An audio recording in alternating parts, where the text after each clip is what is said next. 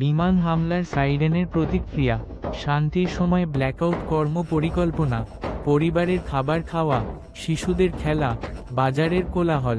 এখনকার শান্তি কতটা ভঙ্গুর তা ভুলে যাওয়া সহজ।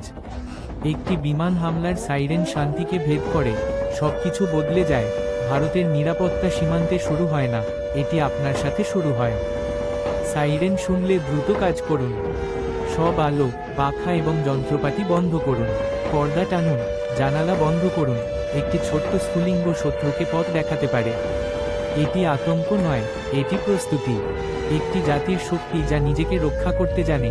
আপনার সন্তানদের কি করতে হবে তা শেখান। একটি শিশু পর্দা টানে।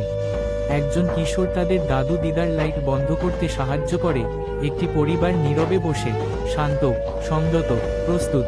শহর জুড়ে আত্মা জেগে ওঠে। স্বেচ্ছাসেবকরা ছাদে আলো ফাঁসের জন্য পরীক্ষা করে।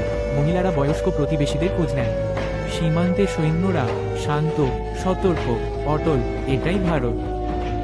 প্রতিটি ঘর একটি দুর্গ, প্রতিটি নাগরিক অন্ধকারে একটি ঢাল। আমরা লুকাই না, আমরা ঐক্যবদ্ধ। শহর থেকে গ্রাম পর্যন্ত একটি নীরব ব্ল্যাকআউট ছড়িয়ে পড়ে, ভয় নয়, ভালোবাসায়। দেশের জন্য ভালোবাসা, একে অপরের জন্য ভালোবাসা, এবং বিশ্বাস যে প্রতিটি পরীক্ষায় ভারত মাথা উঁচু করে দাঁড়ায়। শান্ত থাকুন। আমরা ভারতের, ভারত আমাদের।